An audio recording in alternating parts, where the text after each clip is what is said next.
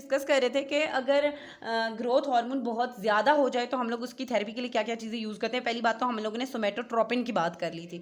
दूसरी बात हम लोग यहाँ पे करते हैं मीकासर्मिन की। ठीक है, मीकासर्मिन जो मैं आप लोगों को पहले ही बता चुकी हूँ, वो इंसुलिन लाइक ग्रोथ फैक्टर का रिकॉम्बिनेंट फॉर्म होती है। इंसुलिन लाइक ग्रोथ फैक्टर 1 की रिकॉम्बिनेंट फॉर्म होती है। कुछ बच्चे हम लोगों ने ऐसे देखे थे ग्रोथ हार्मोन जो कि जिनमें क्या था कि ग्रोथ हार्मोन की डेफिशिएंसी नहीं थी, लेकिन फिर भी उनमें ऐसा हो रहा था कि वो ग्रो नहीं कर रहे थे। हम लोग ग्रोथ हार्मोन उनको देते हैं और फिर भी वो अनरिस्पॉन्सिव होते हैं उसके लिए। ठीक है, उनमें असल में क्या हुआ होता है कि ग्रोथ हार्मोन का जो प्राइमरी मीडिएटर होता है इंसुलिन लाइक ग्रोथ फैक्टर 1, तो उसकी डेफिशिएंसी एक्चुअली हुई होती है, जिस वजह से ऐसा होता है। ठीक है, तो इसका बस एक ही गंदा इफेक्ट है या एडवर्स इफेक्ट इसका सिर्फ एक ही है कि ये हाइपोग्लाइसीमिया कॉज करता है। हाइपोग्लाइसीमिया को हम लोग किस तरह इसके इस इफेक्ट को किस तरह हम लोग कैंसिल कर सकते हैं कि हम लोग मीकासर्मिन की एडमिनिस्ट्रेशन से पहले हम लोग क्या करेंगे, कोई भी स्नैक या कोई मील या कुछ खा लें। ठीक है, अच्छा, अब कुछ ऐसी जगह भी हैं दुनिया में जहाँ पे मीकासर्मिन नहीं यूज़ होता बल्कि मीकासर्मिन रिफनबेट यूज़ होता है। मीकासर्मिन रिफनबेट। ठीक है, मीकासर्मिन रिफनबेट मैं बताती हूँ आपको इसके स्पेलिंग लिख के। मीकासर्मिन रिफनबेट। ठीक है, रिफनबेट यूज़ करते हैं हम लोग। अब एक्चुअली रिफनबेट में तो मैंने आप लोगों को बताया वो इंसुलिन लाइक ग्रोथ फैक्टर 1 ही होता है, लेकिन मीकासर्मिन रिफनबेट में ना सिर्फ इंसुलिन लाइक ग्रोथ फैक्टर 1 होता है बल्कि इसमें साथ साथ इंसुलिन लाइक ग्रोथ फैक्टर के साथ साथ मीकासर्मिन रिफनबेट में insulin like growth factor binding protein 3 भी होता है। ठीक है, insulin like growth factor 1 growth factor binding protein 3 बल्कि insulin like growth factor binding protein 3 जिसे हम लोग कहते हैं, और साथ ही इंसुलिन लाइक ग्रोथ फैक्टर 1 भी होता है।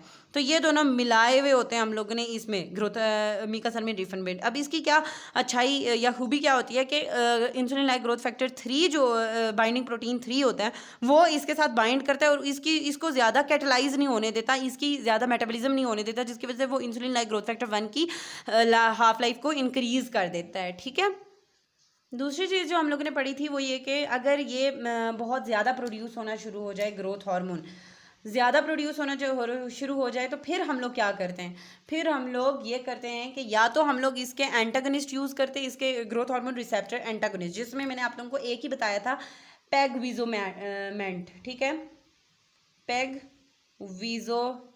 अब पेगविजोमेंट जो होता है ये ग्रोथ हार्मोन के रिसेप्टर पे जाता है और उसको ब्लॉक करता है। एक्चुअली ग्रोथ हार्मोन क्या करता है, ग्रोथ हार्मोन का कुछ इस तरह का स्ट्रक्चर होता है। ठीक है, ये ग्रोथ हार्मोन है फॉर एग्जांपल, और इसका जो यहाँ पे ये सेल है जिस पे ग्रोथ हार्मोन एक्ट कर रहा है और ये उसके रिसेप्टर्स पड़े हुए हैं। ग्रोथ हार्मोन की रिसेप्टर बाइंडिंग साइट्स 2 होती हैं। ठीक है, एक ग्रोथ हार्मोन की 2 रिसेप्टर बाइंडिंग, मतलब वो दो एक ही वक्त में 2 रिसेप्टर्स के साथ बाइंड कर सकता है।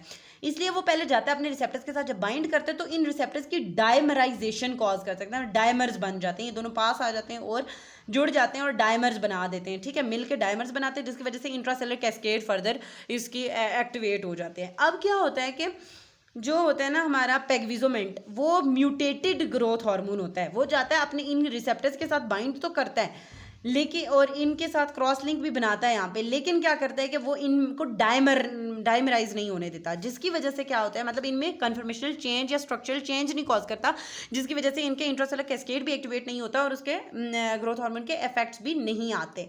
तो ग्रोथ हार्मोन के रिसेप्टर का एंटागोनिस्ट ये इस तरह है पेगविजोमेंट। ठीक है,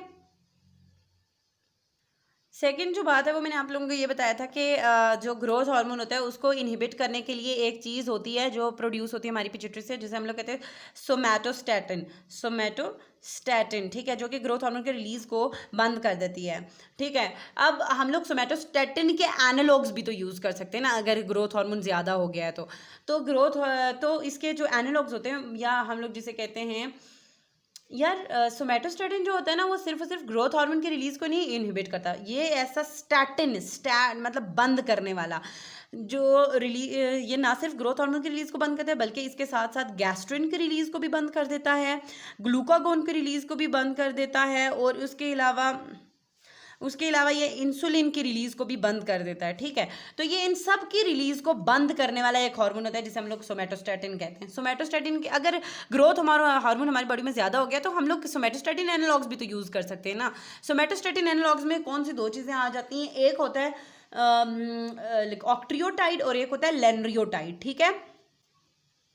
ऑक्ट्रियोटाइड और लैनरियोटाइड ये नाम याद रखने, ठीक है। एक पेगविजोमेट मैंने आप लोगों को बताया जो कि ग्रोथ हार्मोन का रिसेप्टर ब्लॉकर होता है, और एक जो सोमेटोस्टेटिन के एनालॉग्स होते हैं जिसमें हमारे पास ऑक्ट्रियोटाइड और लैनरियोटाइड आ गया, ठीक है। अब ऑक्ट्रियोटाइड लैनरियोटाइड जो होता है ये यहीं से आप लोग देख के बता सकते हैं कि ये गैस्ट्रिनोमा को भी ट्रीट करने के लिए यूज़ होता है, क्योंकि गैस्ट्रिनोमा वो वाला कैंसर होता है जो कि बहुत ज़्यादा गैस्ट्रिन हार्मोन सेक्रीट करता है, तो गैस्ट्रिनोमा को ट्रीट करने के लिए यूज़ होता है। उसके अलावा ग्रोथ हार्मोन जब ज़्यादा प्रोड्यूस होता है एक्रोमेगैली होता है, एक्रोमेगैली को ट्रीट करने के लिए यूज़ होता है। उसके अलावा ये कार्सिनॉइड सिंड्रोम को, सिंड्रोम नहीं बल्कि कार्सिनॉइड को ट्रीट करें। कार्सिनॉइड क्या होता है? न्यूरो एंडोक्राइन, कोई भी ट्यूमर हो गया, कोई भी न्यूरो एंडोक्राइन ट्यूमर हो गया तो उसको ट्रीट करने के लिए यूज़ होता है। उसके अलावा इंसुलिनोमा को ट्रीट करने के लिए यूज़ होता है, ग्लूकोगोनोमा को ट्रीट करने के लिए। ये ऐसे ट्यूमर्स होते हैं जो कि इंसुलिन को ज़्यादा सेक्रीट करते हैं, वो इंसुलिनोमा होता है। जो ट्यूमर ग्लूकागोन को ज़्यादा सेक्रीट करता है वो ग्लूकागोनोमा होता है, और जो गैस्ट्रिन को ज़्यादा सेक्रीट करता है वो गैस्ट्रिनोमा होता है, ठीक है। और इन सबको जैसे पता है ट्रीट करने के लिए हम लोग कोई इनको बंद करने वाला जो चीज़ होती है सोमेटोस्टेटिन, उसके एनालॉग्स यूज़ करते हैं जिसे हम लोग ऑक्ट्रियोटाइड और लैनरियोटाइड कहते हैं, ठीक है, जो कि इनके रिलीज को अल्टीमेटली बंद कर देता है, जिसकी वजह से ये चीज़ें ट्रीट हो जाती हैं। अब हम लोग क्या करते हैं कि इसकी एक तो वो फॉर्म होती है जो कि रेगुलरली हम लोग ऑक्ट्रियोटाइड की एक फॉर्म होती है जो कि हम लोग रेगुलरली देते हैं, एक दिन में हम लोग को 2 से 4 मरतबा सबकुटेनियसली वो देनी पड़ती है, ठीक है। एक तो वो हम लोग यूज़ कर सकते हैं। उसके अलावा अगर हम लोग को लॉन्ग थेरेपी करनी है, लंबे अरसे के लिए करनी है, तो हम लोग इसको जैसे पता है रोज़ रोज़ तो नहीं दे सकते ना, तो इसलिए हम लोग इंट्रामस्कुलर इसकी फॉर्मुलेशन दे देंगे जो कि हर 4 हफ्तों के बाद या 1 महीने के बाद हम लोग दोबारा से लगवा लेते हैं, ठीक है। इंट्रामस्कुलर इंजेक्शन होता है इसका।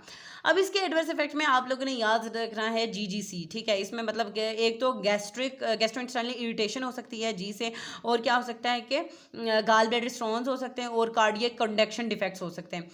अब एक और बात मैंने आपको बतानी थी कि जो होता है ना हमारा पिट्यूटरी, और यहाँ और इधर नीचे कहीं पे होता है हमारे पास इतना सा मतलब पिट्यूटरी के ऊपर लगा हुआ होता है हाइपोथैलेमस, ठीक है।